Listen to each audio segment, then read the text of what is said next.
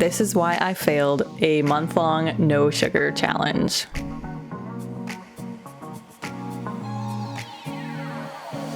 Why is it so hard to deprive yourself of something that you want for some reason? Like why are addictions so hard? I don't know. I don't have any answers for that, but I can explain to you some of what I think was hard and what I think could have been better and things that I learned and future plans, I guess. What do I do moving forward after a no sugar month?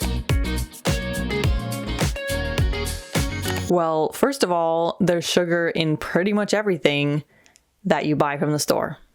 Anything prepackaged, it probably has added sugar in it. Pretzels have sugar in them. Funyuns have sugar in them. Chips, crackers, obviously things like Pop and Oreos, like that's super obvious, but even some spices have sugar in them, and peanut butter has sugar in it. Ketchup has sugar in it. Mayonnaise, mustard, I haven't checked those specifically, but I'm pretty sure they also have sugar in them. Well, thankfully, I'm not that big of a packaged food person, so I already had cut out most of that kind of stuff, but I still was finding more sugar in more things that I did not know about throughout this month. I got a salad from a fast food restaurant one day. I asked for vinaigrette dressing. They gave me raspberry vinaigrette, and it was pretty much raspberry syrup. It tasted nasty on salad. Sure enough, it had corn syrup and sugar and whatnot, like 5 different types of sugar in it. I went back and asked for the other kind of vinaigrette. I'm pretty sure the other kind of vinaigrette still had sugar in it, but at least it wasn't like raspberry syrup on lettuce. I believe there's probably even sugar in like fried chicken in the batter. So the first 2 weeks of my no sugar month of January, they went fine. I was like, no biggie, I can do this. It's going to be so easy. What if I end up doing like the whole year without sugar? I'm going to feel great. I'm going to not be crabby or impatient. I'm going to sleep so good. I'm going to have clear skin. Everything's going to be so great and awesome. And I'm not going to have belly aches anymore. And I'm going to feel just wonderful all around. And then I went to my grandma's one day, and I'm not blaming it on her, by the way. I totally take the responsibility and the blame. I did not say up front, hey, I'm off sugar, but I didn't expect her to serve dessert, but she served a dessert and I accepted and I ate it, and it was so good. It was so good. Why was it so good? Sugar is the worst addiction. The worst. So yeah, I had sugar. And then after that, I think I've only had maybe 5 days in the entire month that I did eat specifically something with sugar in it that I was like, I know this has sugar. I know I shouldn't eat it. I'm going to eat it anyway. And then there were also a good handful of days that I had like maple syrup in my coffee or like honey in my tea or a jam toast, things that also obviously are sweet, but not as bad or, not as high of quantities. Those second 2 weeks were so hard. So one thing that I did right off the bat, I was like, I already know from past experiences that I'm not going to completely lose the craving for sugar, which the first 2 months I did not. First 2 weeks really was not a problem. I didn't feel like I craved anything. But when I did start craving things, or even like when I would, when you go in the kitchen and you're kind of like, don't really know what to do, or you want to do something specific and you can't really do that for whatever reason. So you just kind of wander around and you're like, okay, I guess I'm going to eat something. I bought a bag of mandarin oranges so that I could just eat a mandarin orange whenever that happened. And then of course, once I started craving sugar more, it was like, oh, I just want to eat that. And so instead of going for some refined sugar-packed, nasty, terrible for you thing, I'd eat a mandarin orange. And it would kind of curb the appetite for sugar, and it was good. It was fine. But sometimes I had to eat 2 or maybe ate 3 one day, just sitting there because I was just like, I want sugar, I want sugar, I want sugar, I want sugar. And I couldn't have it, so I didn't. So that helped a lot to have something. I also had like nuts, and I had popcorn, which didn't have sugar, non-sugar popcorn. I had random snacks on hand that I could go to that were way healthier than other snack things that I would eat previously to this month, but still not great, you know. I'll get to that in a second. Yeah, that helped a lot to just have munchies on hand. Healthier option munchies. Oh, another thing that I did was I bought dehydrated fruit, which, side note, be very careful if you buy dehydrated fruit because a lot of times it does have added sugar in it. But I did find some, I can't remember the brand, but the bags, right on the bag, it says, "Hello, I'm ugly," or "Hi, I'm ugly," because it's very ugly dehydrated fruit. It's like all brown and nasty looking, but it's actually pretty good. But yeah, it didn't have sugar in it. So I ate a lot of that, but also I think I ate too much because my mouth started getting raw from it. Not great either. I also know that if I have junk in my house, I tend to go for it. This wasn't in this month in particular, but when I'm not going off sugar, but I'm trying to avoid it more so, not as intentionally. If there's ice cream in my freezer, I'm going to have ice cream probably every day or most days. If there's any chocolate in my cupboard, it's going to be gone within days or hours or minutes. You know, different things that I enjoy eating are just, they're not going to survive in the cupboard. They have to come out because I know they're there. So that was one big thing. Not even having those things in the house during this month, like kind of preparing ahead for the month, I think helped. And then, sorry, I have notes down here. So that's why I keep looking down here. I also learned that it's not all or nothing per se. If I make a mistake one day, that doesn't mean the entire day has gone to waste. I just say, okay, that was one thing. I'm not going to eat anything else for the rest of the day. One day at work, actually, there were 2 days at work during this month that different coworkers, thank you, my wonderful coworkers, they're great. I love my coworkers, thank you. But 2 of them on 2 different days brought in a treat and just like went around and gave everybody. And I was like, oh, I cannot say no. I cannot say no. I am not blaming it on them. Again, I'm completely taking the responsibility because I just could not open my mouth and say, no, thank you. I'm off sugar. But next time, no, I said, oh my gosh, thank you so much. Oh, I've just been craving sugar like crazy and I want to eat that right now. So yeah, coworkers, thank you. Skin, I'm sorry. Stomach, I'm sorry. Not the best choice, but it was so good in my mouth, you know? Anyway. Those days, it was like I ate that one thing during the day and then I went home and I still like, it's not like I just went crazy after like, oh, well, I already had sugar today. I have to cross it off with the big red X on my daily do's list at the end of my video that I did not complete this daily thing today. But I just like, nope.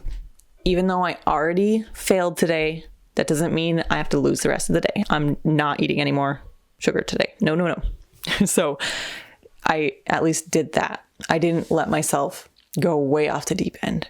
But if you're walking along and you kind of just take one little step off the sidewalk, it is way easier to get lost in a mudslide. I think after that first day that I had that ice cream with caramel and fudge at my grandma's and it was just so good, it was so much easier for me the next couple times that I was faced with sugar in front of my face. I was just like, it's fine. It's all right. It's just one more day. It's okay. I've been doing great. So yeah, it was like in that way, it was a slippery slope, but in other ways, I mean, I tried to hold up my strength.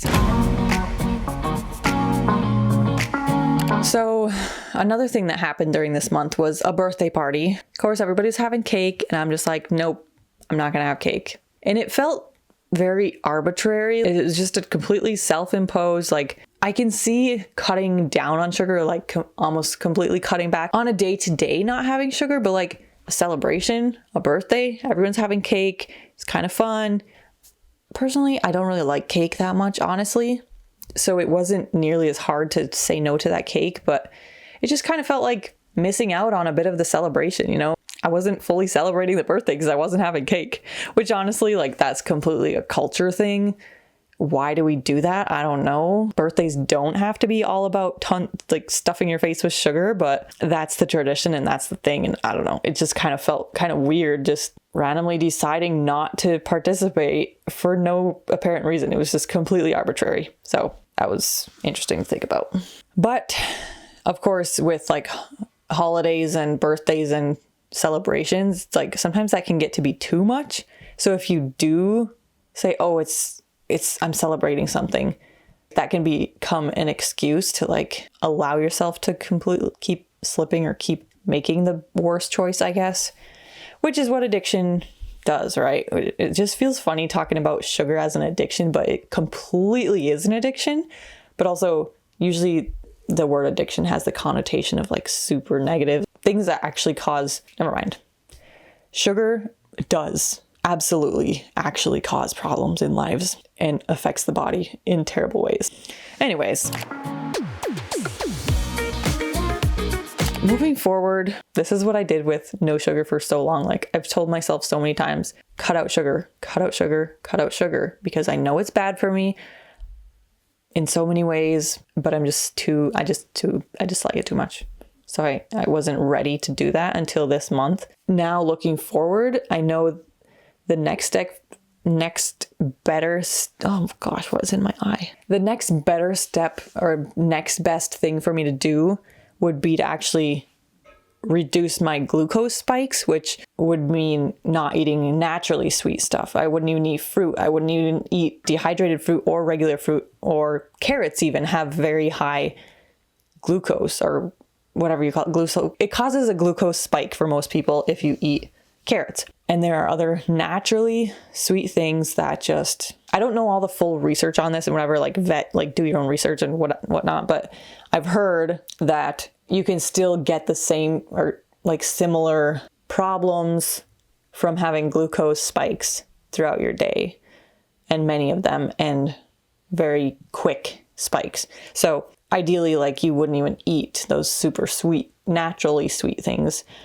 Or you would do things to help the spike not be as terrible. Maybe if you're going to eat a carrot or an apple or something, just go for a walk or a run or do exercise right after so that it helps your body digest the glucose in it. It's one of those things that I think about that I should do, and I'm just not ready for it. I'm definitely not ready for it. Like maybe I could do a week, baby steps, right? Maybe I could do a day. I could do a day. I mean, that's a baby step. Maybe I'll do a day. Okay. There are always baby steps to everything. We can always start with one little baby step. And if we do that, then we can convince ourselves we can do a little bit more, right? If I do one day, then I can do 2 days. And then I can do a week, and then I can do a month, and then I can do more than that. But it's not all or nothing, right? Just remind ourselves, it's not all or nothing. Nothing is all or nothing. And you can always take a baby step. Those are 2 huge things that just everything, okay? Everything. So the other thing moving forward, because part of the reason I did this no sugar with challenge was I know that most things that have this added refined sugar in it are not going to be good for me, right? And I know that I get stomach aches a lot. So I figured if I cut out sugar, I'll cut out most of the stuff that will probably be giving me a stomach ache. So I won't have stomach aches. Well, I mostly didn't, but I still did some days. So next month, this month of February, instead of no sugar, instead of no glucose spikes, I'm going to just really work this month to find what is causing me stomach aches and reduce that or cut it out as much as possible. I did think that cutting out sugar would completely remove the stomach aches or like mostly reduce. I also thought that I wouldn't be maybe as like crabby or impatient, but I don't think that necessarily affected that. I think that's probably more sleep related. Plus, when I do get a stomach ache, I tend to be more crabby, obviously, right? Yeah, I'm going to try a different approach this month. And then also, my skin. I was getting a lot of acne along my jawline. I was also getting some more on my face, and I feel like my skin is doing pretty good. Pretty good. I think that I'll still be pretty careful about my sugar intake. I'm not saying like no sugar, but just be careful, cut down, and just going to figure out what is causing my stomach aches and avoid eating those foods. No more stomach aches this month. I'm trying to think what to put on my checklist. Should I put no stomach ache today? Yeah. And I can check it if I felt great that day. Only problem with that little daily do list is that I can't necessarily count. There's not an easy way for me to just add up the days that I messed up. I would have to keep track of it separately from my video checklist. I would actually have to write it in my phone or somewhere to keep track. I hope you took something from this video. I hope maybe you try something yourself to approach better health for your body. And I will see you tomorrow. Bye.